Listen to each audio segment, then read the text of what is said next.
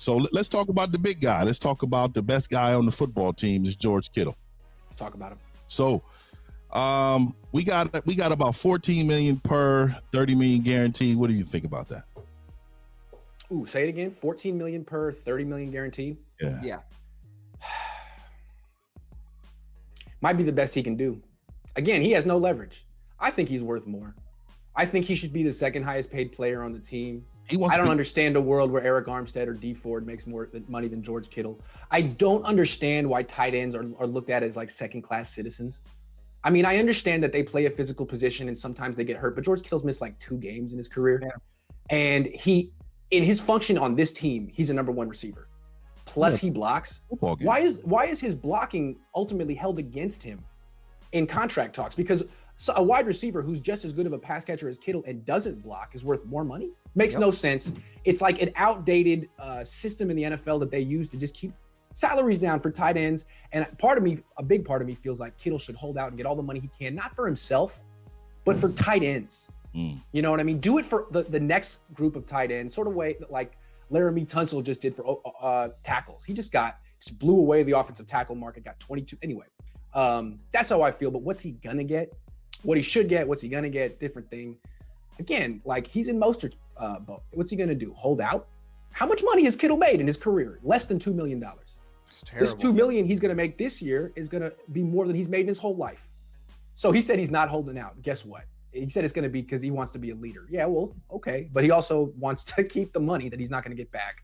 He just needs to get to free agency. Until he gets to free agency, he has no leverage. He's in the same position Buckner was in last year. Buckner wanted to get an extension. And the Niners said, well, we'll give you one, but not $21 million a year. And what was Buckner going to do? He couldn't really complain. He just have to basically suck it up and say, okay, well, fine. But next year, you better not give me the franchise tag, I'm guessing. You better let me leave. I'll give you another year. I'll be a leader. I won't complain. I'll do everything right. But don't keep me against my will beyond my rookie deal. That's what I think happened, unless I'm missing something. So maybe the same thing will apply to Kittle. Look, Kittle will say, I'll play for $2.2 million in 2020, fine, and I'll be a leader. I'll be there every day at training camp, but don't tag me in 2021. That would not be fair, because at that point, I'll be upset. I don't know, maybe that's the way it could work out. What do you think? It's business, though, man. I don't know. I don't know why. Like, there's a lot of feelings involved with people, and just because they were really good on your team means you feel like they owe you something, but that's not true. Like, I do believe like Raheem he's outplayed his contract and pay that guy, right? But don't tell me to trade you, because then like now, are you the guy that I felt like you was going to be to begin with, which is loyal to the franchise? So how are we going to look in these talks? So George Kittle's kind of in a different boat for me, because I think he's our absolute best player on our team. So I think you have to pay him in that way. And absolutely, I think if we didn't have him, I think it changes the way our offense looks. Oh, dramatically changes the offense. Look what he's asked to do. I mean, he is your lead blocker on most of your run schemes. He's catching in the middle of traffic. I mean, he's asked to do things that I don't think a lot of other tight ends are asked to do. I always talk about Kelsey. He's not blocking as much as George Kittle. Okay, that's just what that is. George Kittle deserves to be paid. If not as the best tight end, he should be right under. Oh my God. And also he's the face of the franchise. Absolutely. And not just from a marketing perspective, like on the field, his enthusiasm and energy is contagious. Like, you want a team to play with energy and passion.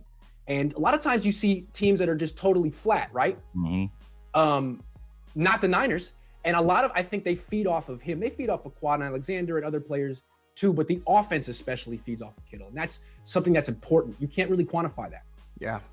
Yeah, and it's hard for me, because I think he wants to get paid like a wide receiver. I mean, he does. And we don't have, like, I mean, Debo's really, really good. Like, let's not get it wrong. We have a lot of great young talent, but that's what they are. They're young talent right now. They're not fully developed yet. I mean, that's a full-grown man running down the field, blocking, catching, and if we needed him to play DN, I'm pretty sure he can line up and do that. Easily. So we gotta be able to retain him.